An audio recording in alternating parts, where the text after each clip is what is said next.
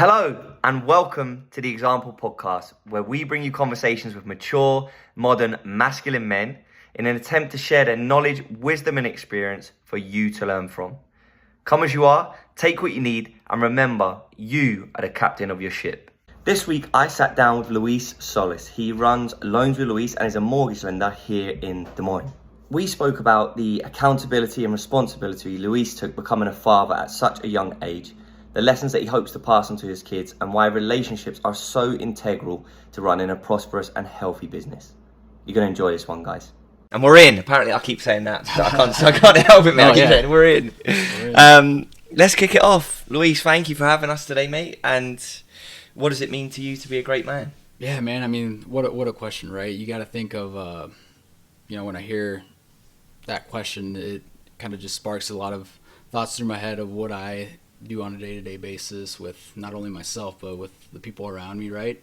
For me, I think what it means to be a man is to basically three things, right?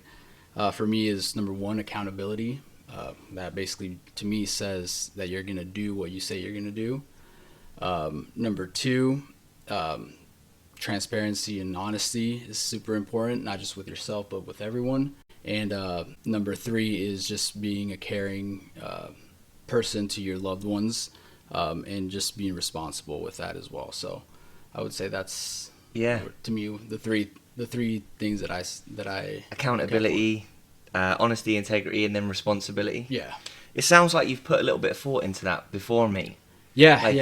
I mean, where did you come up with that, or how? Again, it goes back to just what I do every day, right, with my kids, with my job, with the people I talk to on a day-to-day basis. I think that,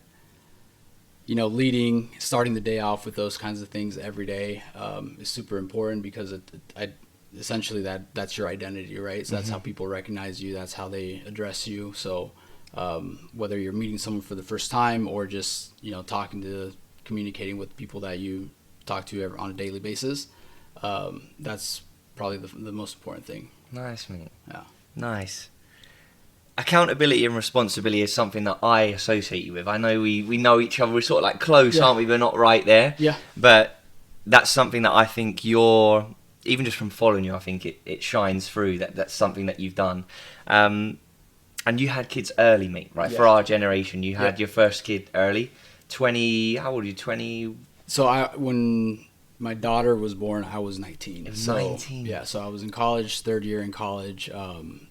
Towards the tail end of my college, my 4 years, right? I actually ended up going through summer school to finish up college a year earlier. Again, because of that, I knew that our baby girl was coming. Yeah. Was it a planned thing, mate, or was it like a little blessing surprise? Yeah, blessing surprise, for sure. Yeah. It wasn't planned by any means, but it just kind of forged the way to where we are today, and I couldn't be more thankful for that, and wouldn't have it any other way. Yeah. For sure. Immediately there, you decided, okay, the fourth year's not for me. There's maybe bigger things to go on here, and you got your college done right away. You sped it up. Yep. So talk to me about that a little bit, mate. Yeah. So to give you some background, there during college, I went to college with the idea that I was going to play soccer there, right?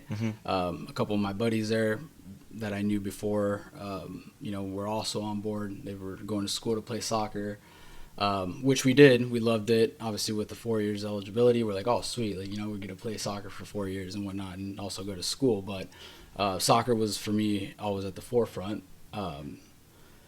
And third year in, we got the news that we were expecting our daughter. And so that just kind of flipped the switch for me, right? Where I had to decide, obviously I wanted to finish school. I was just about done, right? I was closer to the finish line than further. So at that point I had to make a decision there, and that's when I opted into just grind it out, go to summer school that year, finish that semester. And then really, with no set plan in place, I just knew that I had to figure it out, right? I was a 19-year-old kid, had no idea of what was to come, what to expect. I was just taking it day by day. So I really had to learn, make a decision for myself of, how I wanted to take that on. Was there anyone you were having conversation with at the time, like, hey, what do you think I should do here? Should I play my fourth year? Because for people that don't know, like in America, once you're done with that fourth year of college, you never play sports at that level again, right? For sure. So you've been a soccer player your whole life, your senior year, it's a big thing. Yeah. So was there anyone that you were having conversation with that was like, hey, look, maybe you should go for it, or just listening to you, guiding you? Yeah, for sure. So a couple of my closer friends that were also attending, that school and who I communicated with on a daily basis, they had their input. I had asked my family as well, my parents, but I knew at the end of the day, like, it was going to be up to me, right? Like, no one was going to make the decision for me. Everyone had a different kind of perspective of things as far as what they wanted for themselves, which didn't directly translate to what I wanted for myself. So I did talk to a couple people, and at the end of the day I knew that my decision was going to be, or the decision was going to be solely on me. It was a hard decision, but after thinking about it and just kind of weighing everything out, I knew that that's what I had to do, just kind of to get myself in the right direction. A lot of men shake that responsibility. Yeah. Right? I think I know it sounds shit, but it's true. For sure. A lot of men shake that. You probably know people, I know people that have done it. At 19, that's massive. Yeah. How did that help you, mate, to grow into the man that you are today? Because you're 32 today. 32 coming 32 up. coming up. Yep. Okay. Yeah. So I'd have to say that a big part of that was, so I'm the youngest of three. I have two older sisters. My middle sister, Julie, she also had her son, which is my nephew, very younger than me, and she graduated high school earlier, went on to go to college. Now she's a practicing attorney here in the Des Moines area. Wow. And so at that time, when I got the news that I was expecting my daughter, I was 19. When it happened to her, she was, I think, just 16. Right. So super young, went on, graduated from Drake University. And for me, that kind of solidified the choice that I had made to, move on from my college, as early as I could, and just get out there and take care of my business with my daughter, and at that time, my family. So that was huge for me.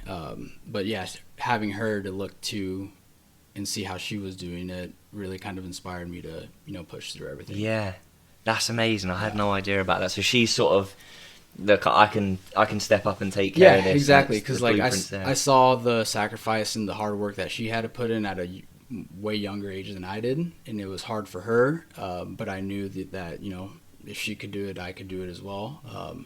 And yeah, that's just something that at that time I was young enough to have seen her, go through that herself. That kind of inspired and pushed me to go that route as well. Yeah. Women are amazing. Was her a partner in the scene? Yeah, he was as well? Yeah. Fucking great. Yeah, for sure. So, yeah, my nephew is 18 now, so, like, he's, like, my best friend, right? Because, like, I had no brothers. Okay, so you were the baby. Yeah. Right. So I was the youngest of the three, which is super fun now because, he literally loves all the things that I love, right? And honestly, like, I get it all the time that he's just like a younger version of me. We follow the same sports, the same teams, so it's awesome to hang out with him now. That's a huge part of my life as well now. Yeah. Yeah. What a blessing, mate. We spoke about, before we got on, we spoke about your early life and, the schools you went to and stuff like that. Talk to me about that, mate. Sort of, where did you grow up? And who were your male role models growing up? Yeah, so I grew up here in the Des Moines area. I was born in Mexico. We moved here to the U.S. I was 2 to 3 years old. So I grew up here. The school for me is very important to talk about, not just with like my friends, my family, but also my kids. Because I was raised here in the Des Moines area, which is very different than where a lot of my family grew up. For me, it's super important to pass that on to my kids, let them know about the different opportunities that I had compared to my parents, right? Because growing up, my parents would always tell me, about their experience of, school, how far into school they got. And for me, I grew up in the Des Moines Public Schools District, which was awesome, loved it. I feel like I was fortunate enough to go to a school where I had people around me, some of my best friends, growing up from all backgrounds of life, right? From different countries that immigrated here, spoke different languages, or ate different foods, right, than the traditional stuff that you're around here. But for me, that was huge in my upbringing all the way through high school and into college, honestly, because of the people I surrounded myself came from all different types of walks of life, right?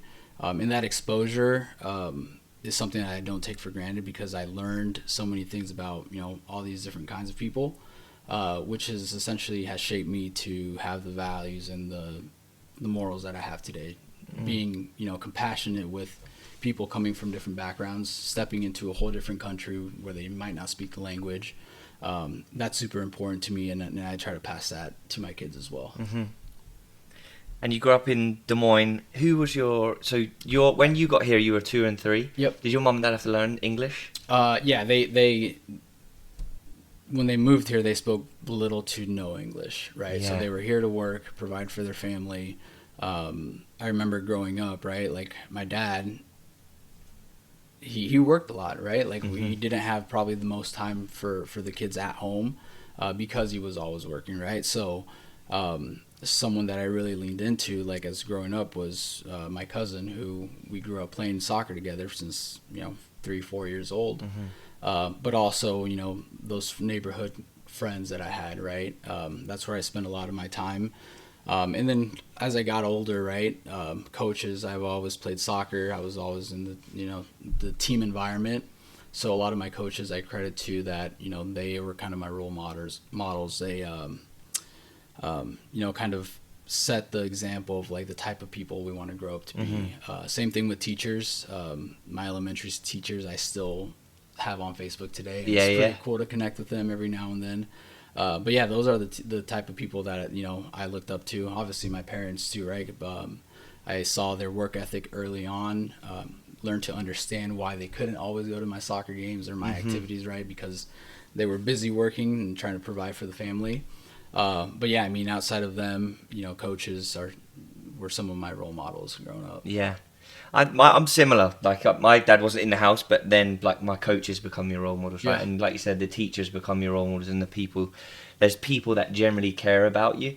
A big thing that I've been thinking about recently is like this podcast called The Example, right? And my program's called The Example, but it's for yourself, right? Live as the example of the man that you want to be, but it doesn't stop like just treating your wife the way that the example man should do. It doesn't stop that. So before I came today, funnily enough, I had no plan that I was going to do this. I went back to Roosevelt this morning. I didn't even know that you went there. But the receptionist there, his name's Donna Adcock. Miss Adcock, I don't know if you remember her. She just lost her husband not too long ago.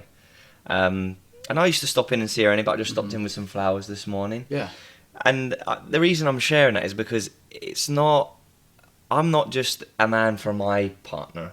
Right, it's about being, like you said, they've got compassion for everybody. It's about being the right man for everyone that you can, in a capacity that you can, right? It's like you can't go and solve XYZ problem for this person over here because you've got your own family to look after. But it doesn't just stop where your family stops or where just your goals stop. For sure. You know what I mean? That's where I think, like you said, about the teachers and the coaches, they care for you. They really care for you. No doubt.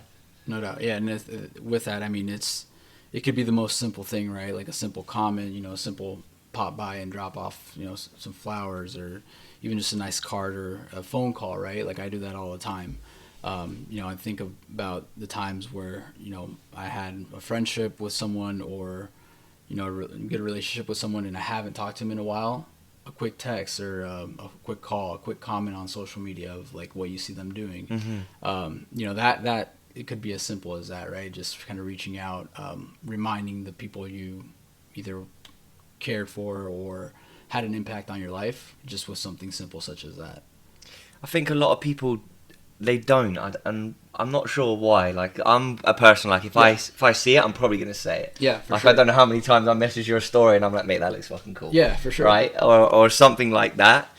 But those touch points are really important in a day in the time that's feeling more and more, like, isolated, you know? Yeah, for Having sure. time to get together with people, or even just shoot that text and make that cool, you know? Yeah, for sure. Especially, like, in today's world, right? Like, everything is tough for a lot of people, right? You can take that in any direction, right? As far as, at home, at work, everything is really stressful times for a lot of people. And so something as simple as, like, a message or, like, words of encouragement from someone that you might not be expecting, that could potentially flip someone else or someone's day completely, right? If they're down in the dumps, right? And they receive a nice message or something. And it doesn't cost you anything, right? Yeah. That's the best part about it. And you can do it as many times as you want, obviously with time and stuff, but it just takes a couple seconds to just share a message like that. So that's something that I constantly remind myself and my kids too. Yeah. Yeah. Nice. I think what you said there it really struck. I was like, yeah, when you're not expecting it. Yeah. Like, we've all got those messages, right, from someone like way out of left field, and they haven't, or it's just like, oh, people are actually thinking about you. They actually care about you. Yeah. That's massive. That's huge. Yeah. You, I see a lot of people. So you're 32, I'm 34. Yeah. And we've got friends that are in relationships. Got a lot of friends that aren't in relationships, right? And I hear people say a lot of the time, the dating pool, it sucks. Right? And I'm like, well, you kind of are the dating pool. Yeah. To bring that full circle, like, being single is tough. Yeah. Being in a relationship is tough. For sure. You've been in a committed relationship with a wonderful family now for, gosh, I'm bad at math, 14, 15 years. 13 or 14, yeah. Yeah. For sure. What do you think, and now everyone's different, right? I remember watching Ice-T on TV, and he's like, I know how to love my wife, I don't know how to love your wife. But what are some of the essential things that you think have kept your relationship going so strong all these years? Yeah, and I think that comes back to just a couple pillars, right, that you have to establish early on, which is number one, trustworthiness, right, communication, and just caring, right? You have to remember that while you still have to, fill everyone else's cup, you still have to fill your own cup, right? So I think what we've done so well, and it's always going to be a work in process, right? Things that are ever changing. But those pillars, I think those are some of the things that cannot change, right? Like, you always have to be trustworthiness. You always have to be honest. You have to have a good line of communication. So, like, those pillars shouldn't change, or throughout the time. But I think it's super important, that those are established early on, because essentially, I mean, that's your foundation, right, to your relationship. If you don't have a good foundation, then, I mean, that just, with anything, right, like, if you don't have a solid base, then things are easier, more liable to go sideways at some point. Something's going to come and test it. Yeah, for sure. So I think that's something that we focused on early. Obviously, we had a kid super early, right? That kind of changed everything and gave us a new perspective of in what direction we were going to go. And honestly, I mean, like I said, it's not easy, right? Just in the times we live in. But that also kind of the kids reinforce our relationship, right? I think one of the best things you can have is just have an open line of communication with your partner, because I don't think that you don't necessarily find someone. What I mean is, like, you find someone, but, like, it's not like you're gonna find the perfect relationship. It's like you build the relationship, right? Yes. And you're not gonna find the perfect someone else. Like, you're always gonna have to kind of sacrifice or, sacrifice things that for one another, and I think that makes it worth it.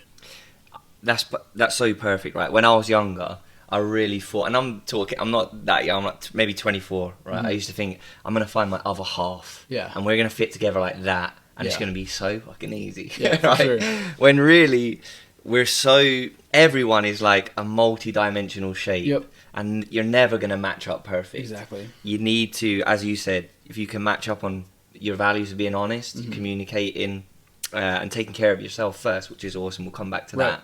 If those three can be touching, the rest you can like work out for sure. and manage, and it takes time and investment.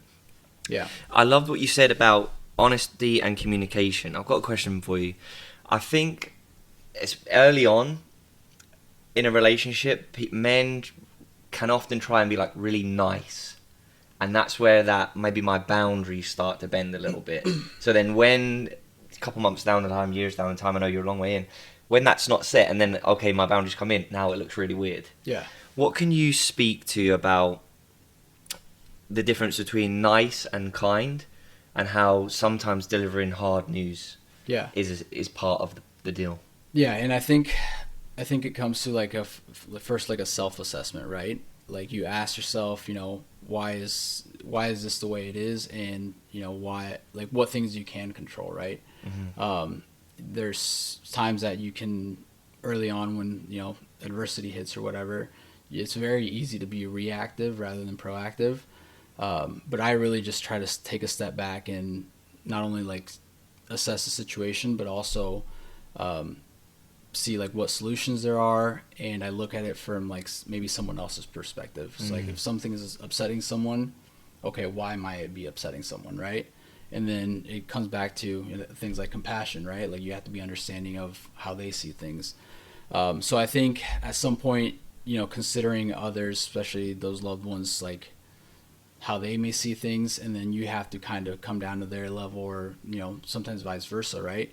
If someone tells you that they don't like this, or, you know, having trouble with this, well, then you also have to be receptive and understanding of why they feel that way. So I think being able to adjust and having those conversations, whether they're tough conversations or, you know, easy, simple ones, but taking the time to not just like hear them out, but like to actually listen and understand, you know, whatever friction is there. I love that you said like proactive rather than reactive, or responding rather than reactive, or whatever. Have you done? You sound like you're a very self-aware mate. Yeah. Is there any like practices that you have to work on that self-awareness, to give yourself that space rather than reacting? Because I know personally I'm a reactive person. Yeah. So I've done, you know, lots of journals and meditating to try and give myself that space to breathe. And even yesterday in my office for the soccer coaching, I reacted. I went bang off the thing. I had to send a text this morning saying sorry. Is there anything that you've done to raise that self-awareness? Yeah, I think I can't help but to go to like what I see in my kids, right? Like I have a 3-year-old boy, soon to be 4, which for many people that's, you know, tantrums, right? That's, if they don't get something, it's instantly cry or, you know, throw a fit, right? But I also have a 12-year-old girl, you know, and that's her whole personality right now, right? It's like a growing preteen girl attitude, right? So going back to your question is like assessing that, like when I say no to them, right, and how they react, I have to give them a reasoning why I'm saying no, right? So if I tell them to take a deep breath and listen to me explain why it's no, then they kind of understand when I explain why, you know, and then next time when I say no again, or you know, whatever the case may be, they start getting into this habit of understanding why, the reasoning, right? So same thing as an adult, right? You have to be able to assess the situation before you act on it, right? What are consequences? Because how many times is there things that come up where if you react, there's maybe some damage that can't be undone. Right? Yeah. Whereas you take a couple minutes, you know, cool off, let the emotions settle a little bit, and then you start having a little bit more clear thoughts. You start weighing in the consequences, or the, you know, what then that can trigger based on what you decide to do. But I think just having the ability to kind of take a step back before you make any decisions or say things, or is a huge thing, because then you're not acting on emotion, raw emotion, right? Because it's still, things are going to be emotional, but raw emotion is what, you know, can sometimes get out of control. In trouble. Guilty, mate. Guilty. I spoke to Ross Moffat, who was a therapist last week, Yeah. and he was like, yeah, your brain's literally using like your prefrontal cortex, like, so the logic is gone when Yeah. you get to that point. Yeah, for sure. But you have to have a plan to step away, take a breath, and get like back in control over the ship. So. Yeah, that's something that I really try to instill in my kids is realizing what things you can control and what things are beyond your control now, right? So like it's really easy for, and I see it with my daughter a lot. She's very emotional with things that she can't control, right? So she gets upset, sometimes she cries, and then if I have that conversation of like, okay, so what led to this, right?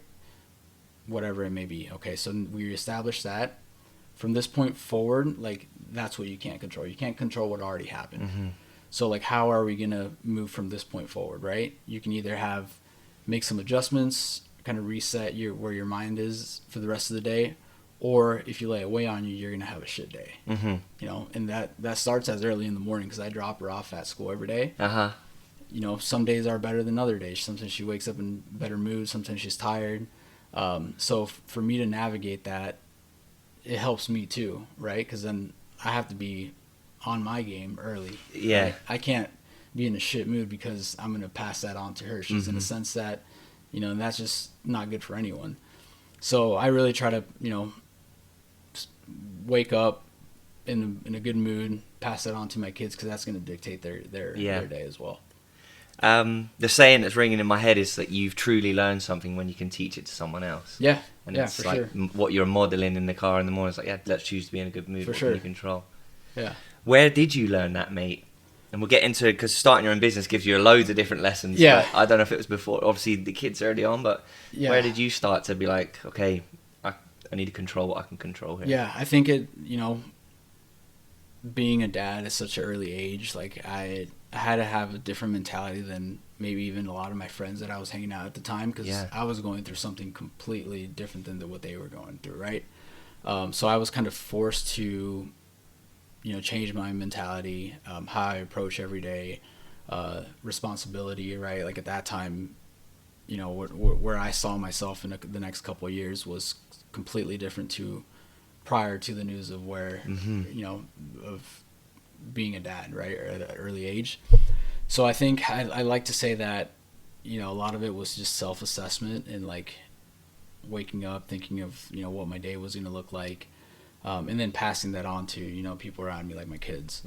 But also looking up to role models and people I surrounded myself with and see how they kind of carry themselves. You know, I have a list of people, and not just like people that I know and have relationships with, not just like, you know, because there's influencers on social media that you follow about, you know, tips for dads and stuff like that. All those help, but essentially like who you surround yourself with, I really look to those people to kind of pick up some of like their best qualities and try to share them with them and you know, pass those along to me. Who was that for you, mate? Some of my coaches, still lifelong coaches, some of my coworkers, really, because I mean, when you go to work, right, in like an office setting or wherever it is, you spend a lot of time with those people, right? Like that's inevitable if you're in whatever type of line of industry you're in. You're spending time with a lot of time with these people, so I think that's super important to have a work culture that whoever you surround yourself with, that they share similar values as you, because after spending so much time together, I mean, you start maybe thinking like them or operating with, like, you know, it's all like one. You guys start sharing like the same space, same mentality, and like a friendly competition, right, with who you work with or whatever. But I think that's super important. So, you know, that's really, I think, where it comes from, and just picking up on those qualities from people you're around. Yeah, I saw you just got back from a Chicago trip. It looked like a good group of lads. Yeah, for sure. So you know a couple of those guys that went there, but so a lot of those, you know, guys that I surround myself with, whether they be business partners or just lifelong friends, you know, it's one of those things that we we challenge ourselves to be better, not just on a personal level, but also for business, right? Because at the end of the day, we all got families to feed and, you know, bills to pay, all that stuff. But if you can foster a relationship where it's like a friendship that leads into, you know, maybe running a successful business, what better way to do that than growing with your friends? So, yeah, definitely fostering those relationships has been super important for me, not just, like I said, on a personal level, because you like to work with your friends, and if you can, you know, be good friends and make money along the way, like, that's the best. That's the dream, isn't it? Yeah, that's the dream. Let's talk about that, mate, because we spoke a little bit before you transitioned out of COVID and then into this new role, and since you've gone like flying solo now, so it's all on you. Yep. Exactly. The safety net's gone. Yeah. How did you know that, hey, this is the next step that I want to take? And honestly, mate, what's one thing that someone you wish had told you before going all the way on your own? Yeah. And explain a little bit about what you do as well, mate. Yeah. So, yeah, for those who don't know, I'm a mortgage lender here in the Des Moines area. So I basically get to work with a lot of first-time home buyers, or really anyone who's looking to buy a home. But some of my closest sphere who I get to work with, realtor partners, financial advisors, insurance agents, and past clients is it's a big chunk of my business sphere. But yeah, I mean, it comes down to, you know, betting on yourself essentially, right? At some point, you know, whether you work for a corporate or you work in some type of sales, right? You always want to be better in yourself, right? You don't want to reach a ceiling where, you know, you're capped at, you know, how far up in the company you can move or how much earning you can make, right? So at one point, you know, I was very comfortable where I was at. You could say basically complacent when COVID hit. I was working from home. That kind of got boring for me. I've never been, you know, I'm an extrovert, right? I would like to be out and about, you know, with friends, with business partners, whatever. COVID hit. I felt like I was kind of at ease and not really growing. I decided to make a change for myself and for my family, but I knew that I had to basically consider all things, right? I was moving from a little bit more, like you said, a safety net, some security, jumping into a whole different space that I was not familiar with. So I knew there was going to be a learning curve, but was I willing to take on this learning curve and letting go of like basically all I knew? But yeah, it came down to just me assessing risk and knowing that I had to basically lock in, right? Because like you're jumping into something you're not familiar with, but also it's not just you relying on yourself, but also like my kids, right? And my family, which I knew that it was sink or swim at that point, right? And I damn sure knew I wasn't going to sink. I couldn't afford to, right? Not just for myself, but for my kids. So yeah, I mean, that's really was a deciding factor, was just that extra motivation, knowing that it wasn't just me relying on me to be successful or, you know, push, but also like those around me that were counting on me. And then you jumped out of like a bigger corporate environment at Principal into like a smaller team with obviously our mutual friend Louis. Yep, for sure. Shout out Louis. Shout out Louis. Yeah, he gave me a great opportunity, obviously, to kind of take me under his wing, learn the first year and learn the process, just the industry as a whole. And I really just kind of honed in that first year and you know, immersed myself with not just people, but also like, you know, the product, financial terms, learning to have those conversations with all types of people, right? Because I mean, anything in the finance world, that's a very sensitive topic for a lot of people, right? Those conversations are not easy for a lot of people. So I had to really break a barrier there of how I can become someone where people feel comfortable talking about those things to me, right? So that first year, I mean, not only was it a learning curve of like the industry, but also like learning how to talk to people about these things. And not only that, but also learning how to do it in Spanish. Right? Okay. And that's like, that was a big hurdle for me too. Is like, okay, I'm stepping into this whole new world. I got to learn it, but then I have to learn it also in Spanish, Uh-huh. right? And that also was a challenge, and that's probably one of the bigger challenges that I have faced in the last couple of years, post college, right? Is how to take advantage of the ability to be bilingual. Yeah.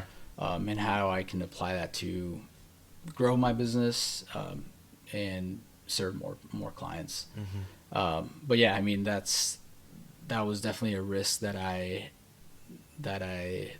took some time to think about, and if I wanted to go that route.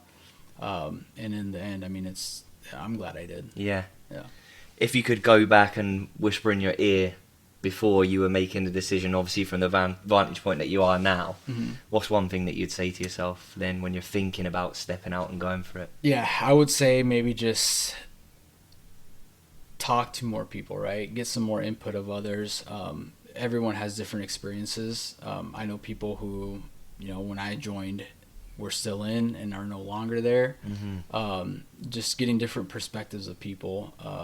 We know that everyone operates differently, and they have different goals and stuff. But hearing people's experiences and then that kind of translates to helping you weigh out your own options, right? So maybe someone's experience wasn't what they expected, so they opted to go a different route. Well, if I know that and why they might have opted to go a different route, then that kind of triggers my brain to think about, okay, well, do I like that, or do I not like that? So hearing out from connecting with other people in that similar space and getting their thoughts of what they went through or what they saw would help make your decision maybe a little easier. Yeah. Because I thought when I was presented with the opportunity, it did take me a couple months to just kind of decide, and so those couple months, it may not have taken that long if I maybe asked more questions of people who were already in the space, and that kind of created some self-doubt there. Okay. Because then you don't know, you're getting all these, your brain is just kind of working in different directions where it's like, okay, maybe I should do it, and then a week goes by, like, oh, maybe I shouldn't, like, then you're just kind of playing mind tricks with yourself. But realizing, that everyone has different experiences, and at the end it's going to be your call, and if you're willing to take that risk and go all in on yourself, then that'll make your decision easier. Yeah, I think when we I always talk about action being the antidote to anxiety, right? And action doesn't mean like, oh, I'm just going to go and do it. Yeah. Like that would be almost reckless, right? Yeah. But the action there is just let me learn a little bit more from real people. Yep. And that seems to have been a theme throughout this little talk, mate. Yep. Like that, different coaches, you said they're the people that you work with, you've really built up a kind of a strong relationship system around you. I think a lot of blokes our age, if they're not single or even in relationship, they're feeling kind of like lonely. Yeah. Right? There's not so much stuff to do. It sounds like through your work, you've got a good group of blokes there that you can lean on. Yeah, exactly.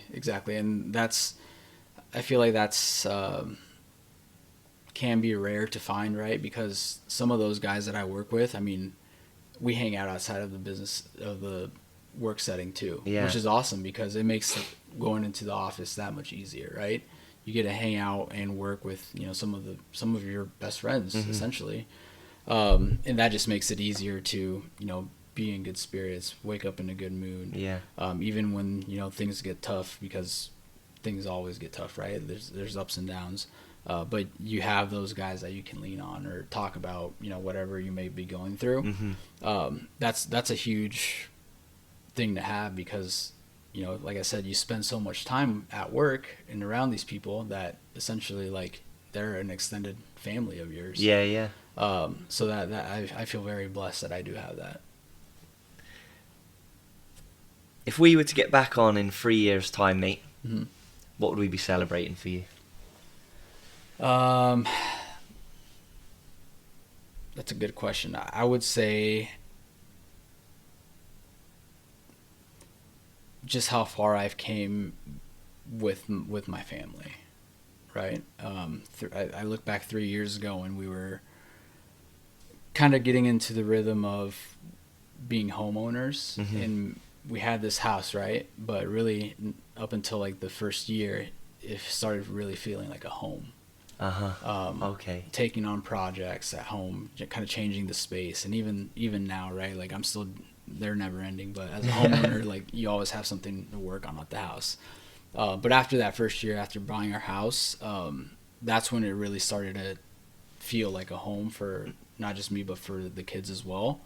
And I feel like that was something that we celebrated and still continue to celebrate, is building something you're proud of, whether that's work related or just like in this case, like our house, setting up a room differently or our backyard and stuff like that. I think that looking back, that would be something that I'm proud of and would celebrate now.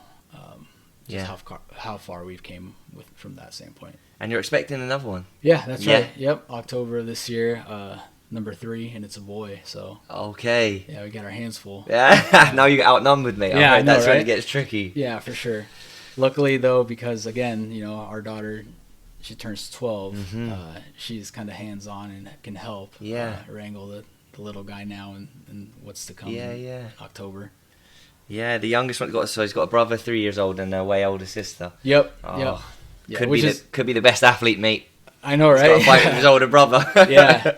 And it's a really fun age, honestly, and that 8-year age gap seems kind of crazy, and it not honestly is. But like, my daughter is 12 now, and like I play volleyball, sand volleyball, in the summer, and season's kicked off yesterday, and she's in volleyball too, right? So like, she comes with me to enjoy these things that I enjoy, and she enjoys too. So she's at the age where like we're doing a lot of things together that we both enjoy.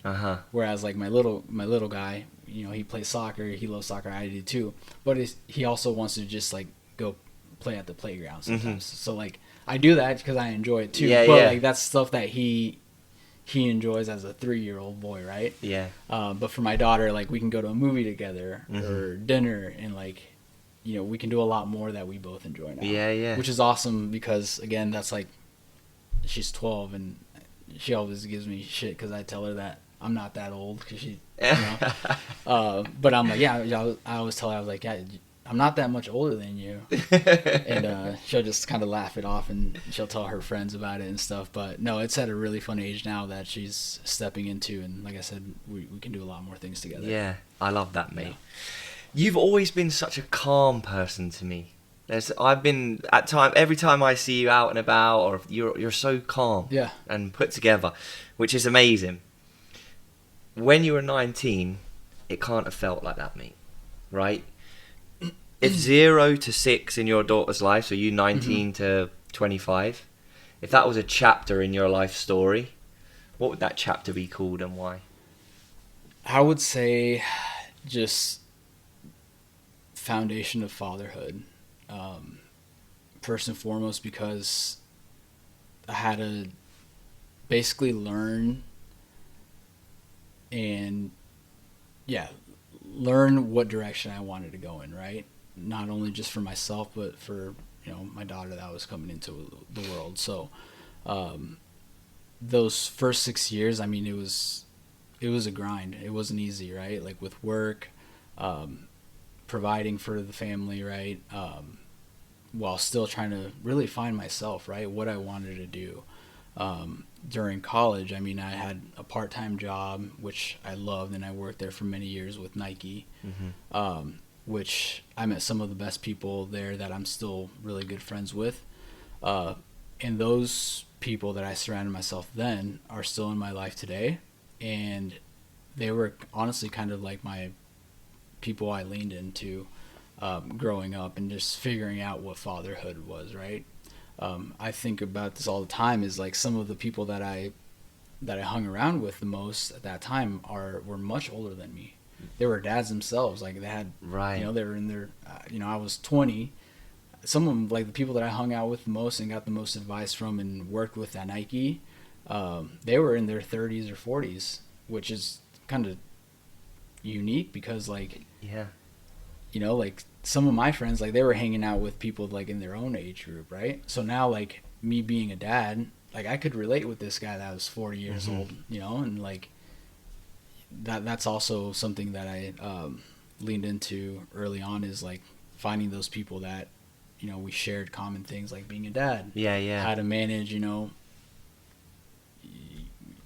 late nights with a crying baby and stuff like that. So like, I couldn't have those conversations with my friends because none of them had kids, right? So I think learning a lot from those people that had already gone through those things was super helpful. And I put myself in that position to like be around them, right? Because like they had already been a dad. I had never been a dad, so like I'm gonna learn from those people. So again, to your comment about being calm when things are going sideways or just seem chaotic. I think just again stepping back and taking a handle on things that you can control. Because there's really no point in working yourself up on things beyond your control, right?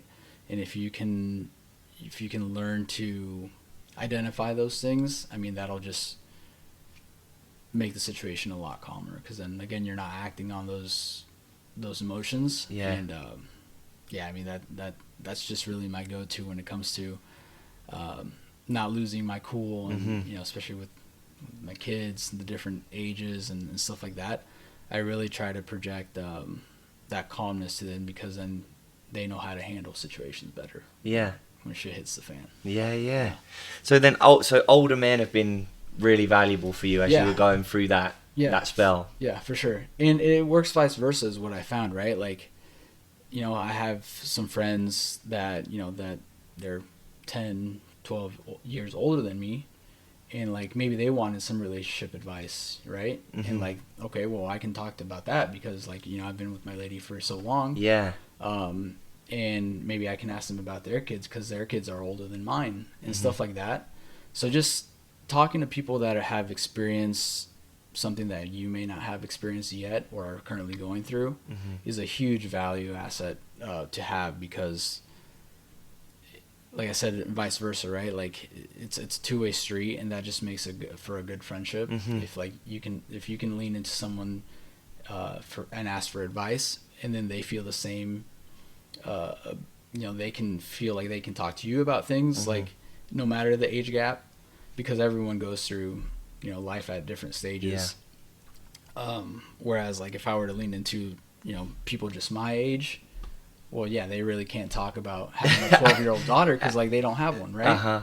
So I think those are all just different outlets of what can help me, and I can help people too. Is like things we have in common, no matter what the age is. How are you finding? Do you have like a couple of friends now that are now 32 that are getting into like having their first kids and stuff like that, and you're the go-to man? For sure. It's awesome to see, right? Because like my closer group of friends, I was, for the longest time, I was the only one with a daughter and kids, right? And now they were around when she was born, and they'll come over and hang out, and like they've known her whole life, which is awesome, right? And now they're having their kids, they bring their kids. My daughter's like keeping their little kids busy. And it's like kind of a full circle moment, right? Because they've been a part of all her life. And these are the same guys that I went to college with. And that's been really fulfilling too, is like seeing them have their kids now, and them understanding now like what I went through and at a way early age, right? Like sometimes going out on a Friday night, back then they were all going out on a Friday night and I couldn't, right? Or I could, but like I chose not to because, whatever responsibilities. And looking back now is like, okay, so I understand maybe if they're struggling right now with, being a dad, because maybe they just became a dad. And then seeing them go through, those motions of becoming a dad and becoming someone, a good partner or a good dad, is really fulfilling to see from my friends, because obviously like I care for them, and seeing them transform is an awesome thing to see. And you can see that, I guess I'm asking, like it forces you to be the man that you say you're going to be. Like that, come back to that integrity, like it forces your hand that way. Is that something that you've seen in your mates, that obviously in your life it's evident? Like as soon as it happened, you said your words were like, it was a switch and I took responsibility. For sure. And I make the effort to let it be known. Sometimes, I mean, we with our group chats and stuff, we talk pretty much every day. If I I try to have a good sense of like where everyone's at, you know, from our friend group, whether it just be like a quick check-in on like, hey dude, like how are things going with you and the kids, or, you know, how's work going, just checking in, right? But also taking the time to like giving them their flowers on like how well they're doing with their kids, or, you know, hey, I saw you're killing it at work, or like those words of encouragement. That's important to me too, because like I like receiving him, and I know like when I can dish, you know, a quick message or something, hey, like, hey dude, I'm good shit on whatever you've recently did. So yeah, it's a good feeling to have those people reach out to you, but also you're in a position to reach out to your friends and give them a little pat on the back, or some words of encouragement. I got a couple questions here, mate. One, I think some guys feel like I've got to do it on my own. I'm alone here. I've got to do it on my own. How have you felt when people ask you for advice, and then how did you feel when you ask people for advice? Because I think people are worried too. Yeah, right. Sure. Are really worried too. And my experience is that people are happy to help. But what was yours like at that moment? Yeah, I think going back and thinking like when I reached out to some of those people that I leaned into, you know, at that point, if you're reaching to someone, is because one, like, you truly do need just some kind of support, right? Support system, in whether that be just guidance or advice, or maybe it's something that you need to hear that you don't want to hear, but like hearing it from someone else. Yeah. You know, sometimes that's what you need, because a lot of people, they don't ask because they know what they're supposed to do, but they just don't want to hear it from anyone else, because then it just kind of reiterates that, you know, maybe they're doing something they shouldn't be doing. Yes. On the other side is like, if you truly don't know what to do, you may feel compelled to like just kind of keep to yourself, or not know who to ask or what to ask, but you just know that you're going through it, you're struggling. So I think finding someone that, you know, that you can feel that truly has good intentions to help you, whether that's giving you news that you don't want to hear, because sometimes you need that, right? You need someone to tell you what you don't necessarily want to hear. But also, you know, there's sometimes that you're going to want to reach out where you clearly you don't know something and you just want like their advice. So identifying those people is huge. You know, whether you want to hear it or not, sometimes you need to. Yeah. And I think that's super important. Yeah. The first guy that I spoke to on this is Jared Stephen, and he was massive on that. He's like, find someone. It's like, we spoke about if you don't have a dad at home, like you've got to find someone, because people have walked the path before you, and they're happy to help, right? I know we spoke about going to Roosevelt earlier, where you've got people from all different backgrounds, and like across the board, people want to help. Like it feels so good to be able to give. For sure. And through this conversation, it feels like you give so much. Those little conversations, stuff like that, and that's why your circle's so good. Yeah, is because you're giving into it. Yeah, right? It's not going to happen if you're sitting there, like keeping yourself to yourself and not throwing that energy out there. It's not going to come back. Yeah, right. I think a big thing I think about a lot is like whatever it is that you want, you need to give it. Yeah, and it will come back. Right. If you're looking for love, give more love to people around you, and it will come back somehow. Yeah, for sure. Right. I also think that, you know, when someone comes to you, it's important to, you know, whether they're asking you about advice or just what they should do, or, you know, how to handle something, that you come from a point where you understand why they're feeling the way they are. So again, showing compassion, and also, you know, letting them know and reminding them that they're not the only ones going through like that. Massive. You know, going through something similar like that. I know it's really easy to forget in today's days, just because like social media, right?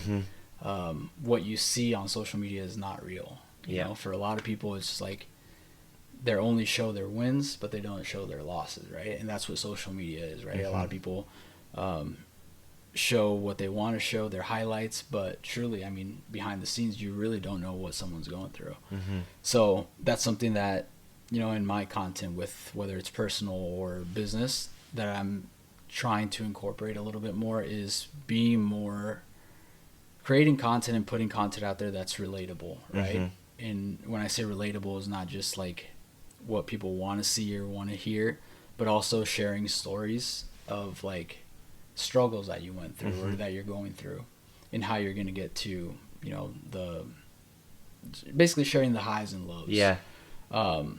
Because like I said, people on social media, like, they share their wins, and it's really easy to get down on yourself if all you see is people winning, right? And then you feel like in the dumps, like, oh shit, well, everyone else is like killing it, like, why am I not killing it, right? And then that's when those mind games start with yourself, and your self-doubt kicks in, mm-hmm. right? Like, why is everyone else winning but not me? Mm-hmm. So I think, you know, staying grounded, surrounding yourself with people that, you know, understand that shit happens, right? Right. And like, you're gonna figure it out. Life is gonna, like, this is gonna pass, mm-hmm. right? Realizing that you're in a storm right now, but like, whatever you're going through, the sun's gonna come up tomorrow. For everyone, right? Including yourself. So how you wake up, the mood you're in, stuff like that, those are things that you can control. And I feel like it starts there. Yeah, that's what you fall back on. Yeah. The one that I absolutely loved, mate, there, and this has helped me out in like the maddest times, Mm-hmm. Is that I'm not the first guy to go through this. Yeah. And I'm not going to be the last guy to go through this. And it's up to me how it actually turns out. Yeah. In 2018, I was at home in England, and I couldn't get back to America. And at the time, I was having a baby with a lady in Kansas City. Mm-hmm. It was my kid. Yeah. And I got my visa denied, and I was like, wow, what the fuck? And that saying literally like made me pull my socks up and do something about it. I finished the book Extreme Ownership by Jocko Willink. Okay. Don't know if you read that. Unbelievable. And then I'm not the only guy that's been in this situation, and someone's going to work it out. And that ultimately, you know, kept me. I managed to come back to the country.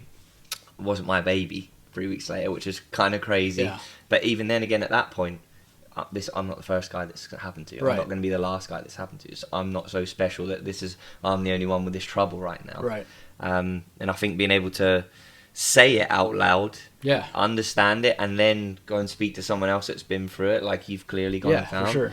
is an absolute game changer. Yeah, for sure. On that, mate, just to give you your flowers, your content, what I've wrote down before I started here, it's just always valuable.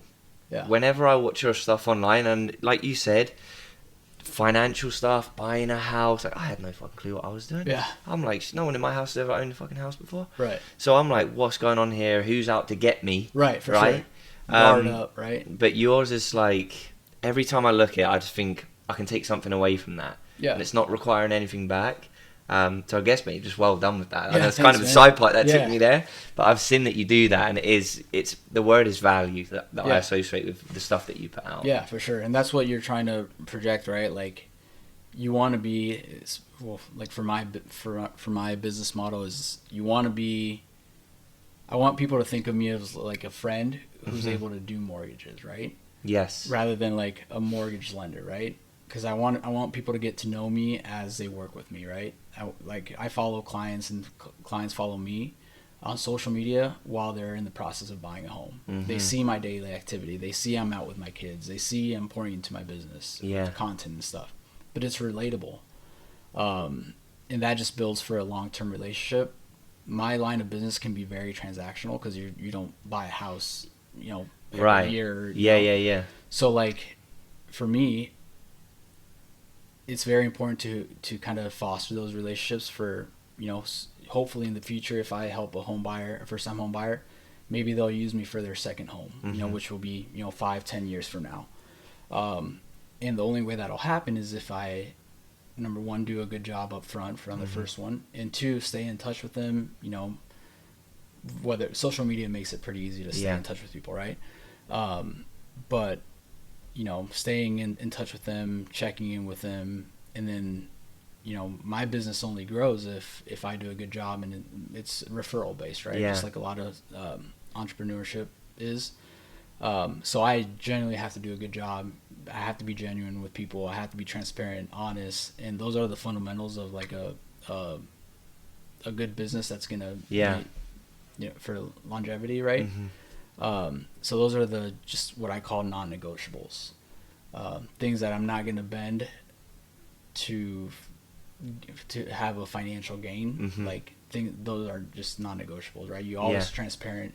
You're always going to be clear, set the right expectations, and you can apply that not just to, like I said, business, to your personal. That's what I was about to say to you.